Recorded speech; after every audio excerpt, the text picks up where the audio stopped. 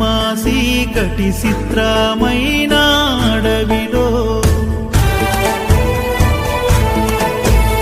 నెత్తిన ఇరుముడి కాళ్ళు తడబడి నోట శ్రీహరి తనయుడో